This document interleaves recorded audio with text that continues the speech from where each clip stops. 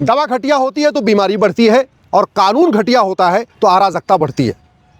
Cheating, fraud, forgery के तो रोज मामले आते रहते हैं, लेकिन उत्तर प्रदेश के जौनपुर से एक नया मामला आया है, वो अपने आप में अनोखा है।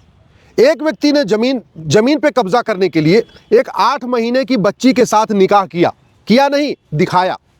बाकायदा काजी ने आके निकाह करा दिया, काजी ने बाकायदा निकाहनामा दे दिया। उस निकाहनामा के आधार पे वसीयत हो गई, उस वसीयत को तहसील में म्यूटेशन हो गया, वहाँ पे दाखिल खारिज भी हो गया, ज़मीन भी पूरी कब्जा हो गई। और ये कब हुआ था? 1977 में, जबकि 1977 में उस बच्ची की उम्र मात्र 8 साल थी, और वो बच्ची भी बाद में 1988 में मर गई। ये मामला अब जाके खुला जब उसके पूर्वजों ने वहाँ जांच पड़ताल शुरू किया, क्योंकि वो प्रॉपर्टी करोड़ों की थी। ये इकलौता मामला नहीं है, भारत के हर जिले में इस तरीके का चीटिंग, फ्रॉड, फोर्जरी और परजरी होता है। जौनपुर में एक और भी मामला चल रहा है जो 1985 से चल रहा है, जहां पिछले 40 साल में 400 तारीख मिल चुकी है। एक मंदिर के 10 बीघे ज़मीन का मुकदमा है, जहां 40 साल में 400 तारीख मिल चुकी है। इसके बावजूद वो जौनपुर का मामला अभी भी चकबंदी अधिकारी के यहाँ है, सबसे निचली कोर्ट में है। चकबंदी अधिकारी अगर उसको डिसाइड कर देंगे तो फिर एसओसी के यहाँ अपील होगी, एसओसी डिसाइड करेंगे तो डीडीसी के यहाँ अपील होगी, डीडीसी डिसाइड करेंगे तो हाई कोर्ट में अपील होगी, हाई कोर्ट डिसाइड करेगा तो सुप्रीम कोर्ट में अपील होगी। और 40 साल से मुकदमा वो सबसे निचले लेवल पे है, सबसे निचले लेवल चकबंदी अधिकारी के यहाँ। पूरे देश में लोग ऐसी सड़ी हुई व्यवस्था के कारण परेशान हैं, लोग आत्महत्या कर रहे हैं। अभी एक घटना भी आई, एक आदमी जो कोर्ट में ऊपर छत से कूद गया था, ये भी हो रहा है। इसके बावजूद घटिया कानून को बदलने के ऊपर चर्चा ही नहीं हो रही है। इतना बड़ा चीटिंग, फ्रॉड, फोर्जरी इसलिए हो रहा है क्योंकि जमीन विवाद को हमने आज तक इकोनॉमिक ऑफेंस डिक्लेयर नहीं किया, जबकि सच्चाई है दूसरों की जमीन पे जो कब्जा किया जाता है वो आर्थिक लाभ के लिए किया जाता है। अगर कोई अपराध आर्थिक लाभ के लिए हो रहा है तो वो इकोनॉमिक ऑफेंस डिक्लेयर होना चाहिए, लेकिन जमीन विवाद को आज तक इकोनॉमिक ऑफेंस डिक्लेयर नहीं किया गया। भारत में रोड एक्सीडेंट के बाद सबसे ज़्यादा जो मौत होती है वो जमीन विवाद के कारण होती है। भारत में रोड एक्सीडेंट के बाद सबसे ज़्यादा जो हाथ पैर टूटते हैं वो जमीन विवाद के कारण टूटते हैं। लाखों लोग परेशान हैं, इसके बावजूद जमीन विवाद को आज तक न हमने इकोनॉमिक ऑफेंस डिक्लेयर किया, न क्रिमिनल ऑफेंस डिक्लेयर किया, इसको सिंपली सिविल ऑफेंस डिक्लेयर कर दिया है। कोई भी दबंग किसी की ज़मीन पे कब्जा कर ले, वो गरीब बेचारा थाने जाता है, थानेदार कहता है ये क्या करे, हमारा कोई काम ही नहीं है, आप तो कोर्ट जाओ, ये तो कोर्ट का मामला है। सारे पुलिस वाले अपना ये कह के पल्ला झाड़ लेते हैं कि ये हमारा काम नहीं है। इसके पहले मथुरा में घटना आई जहाँ पे जो जिंदा थी उसको मरा हुआ दिखा दिया, और मरा हुआ दिखा के मथुरा में विद्या देवी को मरा हुआ दिखाया, और मरा हुआ दिखा के उनकी सारी ज़मीन कब्जा कर लिया। और विद्या देवी 30 साल तक मुकदमा लड़ती रही अपने आप को जिंदा साबित करने के लिए, उस जिंदा साबित नहीं कर पाई, अंत में वो मुकदमा लड़ते लड़ते मर गई। ये स्थिति है भारत की पुलिस व्यवस्था की, ये स्थिति है भारत की प्रशासनिक व्यवस्था की, ये स्थिति है भारत की न्यायिक व्यवस्था की। तहसील में केवल तारीख पे तारीख मिल रहा है, न्याय नहीं मिल रहा है। डिस्ट्रिक्ट कोर्ट में तारीख पे तारीख मिल रहा है, न्याय नहीं मिल रहा है। हाई कोर्ट में केवल तारीख पे तारीख मिल रही है, न्याय नहीं मिल रहा है। चीटिंग, फ्रॉड, फोर्जरी और परजरी लोग बेधड़क कर रहे हैं, कोई खौफ नहीं है। क्यों? क्योंकि उनको पता है कि ज़मीन पे कब्जा कर लो, बहुत ज़्यादा होगा तो 20 साल 50 साल के बाद मुकदमा लड़ने के बाद ज़मीन छोड़ना पड़ जाएगा। लोग मकान किराए पे देते हैं, उसके बाद किराएदार खाली नहीं करते। क्यों? क्योंकि उनको पता है 30-40 साल मुकदमा लड़ते रहो, उसके बाद बहुत करेंगे तो खाली कर देना पड़ेगा, खाली कर देंगे, हो गया, काम खत्म हो गया। लोगों को अपनी ज़मीन छुड़ाने के लिए सुप्रीम कोर्ट तक आना पड़ रहा है, लोगों को अपना मकान खाली करवाने के लिए सुप्रीम कोर्ट तक आना पड़ रहा है। फर्जी कॉन्ट्रैक्ट की बाढ़ आई हुई है, फर्जी वसीयत की बाढ़ आई है, फर्जी विरासत की बाढ़ आई हुई है, फर्जी बर्थ सर्टिफिकेट बनते जा रहे हैं, फर्जी जो है दाखिल खारिज होता जा रहा है। लेखपाल पैसे लेके कुछ भी कागज बना रहा है, पटवारी पैसे लेके कुछ भी कागज बना रहा है, पेशकार पैसे लेके कुछ भी कागज बनाता जा रहा है, तहसीलदार पैसे लेके कुछ भी कागज बनाता जा रहा है।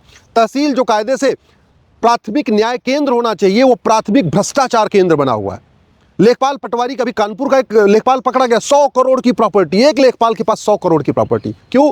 क्योंकि हमारा कानून घटिया है, हमारी न्यायिक व्यवस्था सड़ चुकी है। दुर्भाग्यवश इसके ऊपर न सरकार ध्यान दे रही है, न माननीय सुप्रीम कोर्ट ध्यान दे रहा है। मैं माननीय सुप्रीम कोर्ट से हाथ जोड़ के निवेदन कर रहा हूं, आप भारत में जस्टिस विद इन ईयर के ऊपर काम शुरू करिए, जस्टिस विद इन ईयर लागू करिए। जस्टिस विद इन ईयर कोई असंभव नहीं है।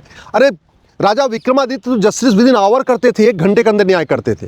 भारत में रानी Ahilyabai Holkar, Chhatrapati Shivaji Maharaj justice with in day करते थे। भारत में अगर बहुत कॉम्प्लिकेटेड केस होते थे तो 1 हफ्ते चलते थे, जस्टिस विद इन वीक हो जाता था। ना मैं जस्टिस विद इन आवर की बात कर रहा हूँ, ना मैं जस्टिस विद इन डे की बात कर रहा हूँ, ना मैं जस्टिस विद इन वीक की बात कर रहा हूँ, ना मैं जस्टिस विद इन मंथ की बात कर रहा हूँ। मैं तो जस्टिस विद इन ईयर की बात कर रहा हूँ कि कम से कम 1 साल के अंदर तो फैसला करिए। जिस दिन भारत में झूठ गंभीर अपराध हो जाएगा, झूठी जांच करना गंभीर अपराध हो जाएगा, झूठी शिकायत गंभीर अपराध हो जाएगी, झूठी एफआईआर गंभीर अपराध हो जाएगी, झूठी गवाही गंभीर अपराध हो जाएगी। मुकदमे आराम से साल भर के अंदर डिसाइड हो जाएंगे। जिस दिन भारत में चीटिंग, फ्रॉड, फोर्जरी और परजरी ये इकोनॉमिक ऑफेंस हो जाएगा, क्रिमिनल ऑफेंस हो जाएगा, जघन्य अपराध हो जाएगा, आराम से 6 महीने के अंदर फैसला होना शुरू हो जाएगा, साल भर भी नहीं लगेगा। अभी तो सब कुछ इसलिए चल रहा है क्योंकि लोगों को पता है कि कुछ नहीं होने वाला है। फर्जी आधार बनवा लो, फर्जी राशन कार्ड बनवा लो, फर्जी बर्थ सर्टिफिकेट बनवा लो, फर्जी डेथ सर्टिफिकेट बनवा लो, फर्जी निकाहनामा बनवा लो, कुछ भी फर्जी बनवा लो, कोई फर्क ही नहीं पड़ता। और कोई फर्क नहीं पड़ता तो लोग किए जा रहे हैं। और इसमें पिस कौन रहा है? इसमें पिस रहा है गरीब आदमी, इसमें पिस रहा है किसान, इसमें पिस रहा है मजदूर, इसमें पिस रहा है कमज़ोर। आज जो वास्तव में पीड़ित है वो चाहता है जल्दी जल्दी फैसला हो जाए, और जल्दी से फैसला नहीं हो रहा है। जो अपराधी होता है वो चाहता मुकदमा देर तक चले, लंबा चले। जो दबंग है वो चाहता मुकदमा लंबा चले। जिसने ज़मीन पे कब्जा किया है वो चाहता है मुकदमा लंबा चले, और जिसकी ज़मीन पे कब्जा हुआ है वो चाहता है जल्दी जल्दी फैसला हो जाए, और मुकदमा लंबा चल रहा है। इसका मतलब वर्तमान पुलिस व्यवस्था, प्रशासनिक व्यवस्था, न्यायिक व्यवस्था अपराधियों को मजबूत कर रही है, अपराधियों को लाभ दे रही है। वर्तमान पुलिस व्यवस्था, प्रशासनिक व्यवस्था, न्यायिक व्यवस्था घूसखोरों के पक्ष में है, जमाखोरों के पक्ष में है, मिलावटखोरों के पक्ष में है, कालाबाजारियों के पक्ष में है। वर्तमान पुलिस व्यवस्था, प्रशासनिक व्यवस्था, न्यायिक व्यवस्था नशा तस्करों को मदद कर रही है, अपराधियों को मदद कर रही है, फर्जीवाड़ा करने वालों को मदद कर रही है, जालसाजी करने वालों को मदद कर रही है, हवालाबाजों को मदद कर रही है, कबूतरबाजों को मदद कर रही है, नक्कालों को मदद कर रही है, घटतौली करने वालों को मदद कर रही है। हर जगह फर्जीवाड़ा हो रहा है, नीचे से ऊपर तक। इसके बावजूद कानून का खौफ नहीं पैदा हो रहा। क्यों? क्योंकि न तो हमने सिंगापुर में देखा कि क्या क्या कानून चल रहा है, ना हमने अमेरिका के कानूनों को देखा, ना हमने जापान के कानूनों को देखा, ना हमने चीन के कानूनों को देखा। चीन में काला धन, बेनामी संपत्ति रखना जघन्य अपराध है। चीन में भ्रष्टाचारियों को फांसी होती है। चीन के एक मंत्री को तभी पिछले हफ्ते ही फांसी हुई है, और एक मंत्री को पिछले साल भी फांसी हुई थी। चीन के कंपनी के जीएम को अभी कुछ दिन पहले फांसी हुई, उसने ठेकेदार से कुछ पैसा ले लिया था। ऐसा कानून हम क्यों नहीं बना रहे? ऐसा कानून भारत में क्यों नहीं बन रहा? ये बात समझ में नहीं आ रही। मेरा माननीय सुप्रीम कोर्ट से निवेदन है, आम जनता की आवाज़ को सुनिए, गरीबों की आवाज़ को सुनिए, दलितों की आवाज़ को सुनिए, पिछड़ों की आवाज़ को सुनिए, कमज़ोरों की आवाज़ को सुनिए। वर्तमान व्यवस्था केवल और केवल दबंगों के पक्ष में है, अपराधियों के पक्ष में है, नशा तस्करों के पक्ष में है, चीटिंग, फ्रॉड, फोर्जरी करने वालों के पक्ष में है। वर्तमान व्यवस्था आम जनता के पक्ष में नहीं है, और आम जनता बहुत दुखी है। 5 करोड़ मुकदमों के कारण 5 करोड़ परिवार टेंशन में है। एक परिवार में 6 या 7 आदमी मान के चलिए, यानी लगभग 30 करोड़ भारतीय टेंशन में हैं। लोग फर्जी केस के कारण आत्महत्या कर रहे हैं, फर्जी SC ST केस के कारण लोग आत्महत्या कर ले रहे हैं, फर्जी दहेज के केस के कारण लोग आत्महत्या कर ले रहे हैं। और कोई साल में 1-2 नहीं, हर हफ्ते ऐसी घटना हो रही, हर दिन ऐसी घटनाएं हो रही हैं। क्यों?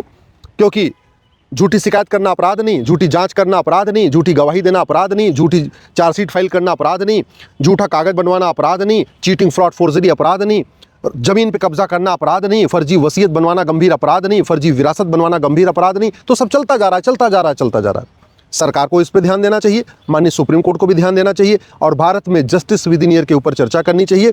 मैं माननीय सुप्रीम कोर्ट से निवेदन कर रहा हूँ, जस्टिस विद इन ईयर के ऊपर सुओ मोटो एक PIL रजिस्टर करिए, सभी राज्य सरकारों को नोटिस जारी करिए, सभी हाई कोर्ट को नोटिस जारी करिए, सभी बार जो बार है, स्टेट बार और national bar council of India, state bar council को नोटिस करिए, supreme court bar association, high court bar association को नोटिस जारी करिए, solicitor general, additional solicitor general, attorney general और एडवोकेट जनरल से सबकी ओपिनियन लीजिए। और सबके ओपिनियन लेके जब तक कानून नहीं बन रहा है जस्टिस विद इन ईयर के ऊपर, तब तक सुप्रीम कोर्ट अपनी शक्तियों का उपयोग करके कम से कम जस्टिस विद इन ईयर के ऊपर गाइडलाइन फ्रेम करे, तारीख पे तारीख बंद करने की कोशिश करे। नहीं तो भारत में अराजकता कम नहीं होगी, अपराध कम नहीं होगा, भ्रष्टाचार कम नहीं होगा। जो कुछ चल रहा है इसमें रत्ती भर भी सुधार नहीं होगा।